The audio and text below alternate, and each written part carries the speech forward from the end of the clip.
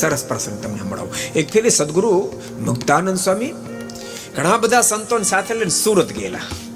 તમે કોઈ સુરત ગયા છો? જય સ્વામિનારાયણ. ધનજીભાઈ સુરત ગયા છો?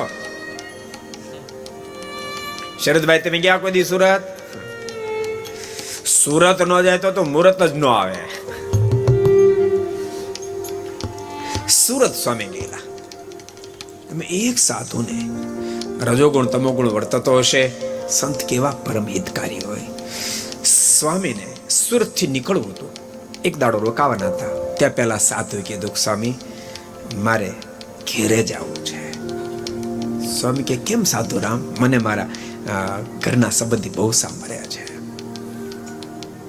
હું ઘેરે જઈ આવું, એકવાર સત્સંગ કરે આવું પછી પાછો આવીશ. સ્વામી કે સંત કેવા પરમિત કરે. એક દાડો સ્વામી જવાનો તો મળે, 1 મહિનો સ્વામી સુરત રોકાયા અને પ્રગટ ભગવાનનો એવો મહિમા કીધો.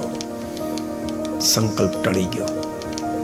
સ્વામી એ વખતે સાધુરામને કીધું, સાધુરામ અત્યારે આપણે અહીંયા 70 સંતો આવ્યા છીએ, રોજ 70 નું સીધું આવે છે ને તમે એક જાઓ તો કાલ સવારે કોઈ વાત કરે સ્વામિનારાયણ એક સાધુ ઘેરે ગયા ના કરતા આપણે રિટર્ન જાય ને ત્યારે તમારા ગામનું પાટિયું આવે છે. પાટિયું એમ ખબર પડે? જય સ્વામિનારાયણ.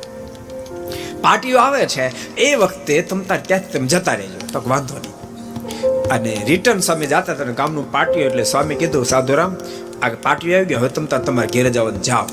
ત્યાં પહેલા સાધુની આંખોમાંથી આંસુડાની ધારા આવતી. સ્વામીને કહે, સ્વામી મારા હૃદયમાંથી જગત અસાર થઈ ગયું. સ્વામી અસાર થઈ ગયું, હવે ક્યાં જાઓ ક્યાં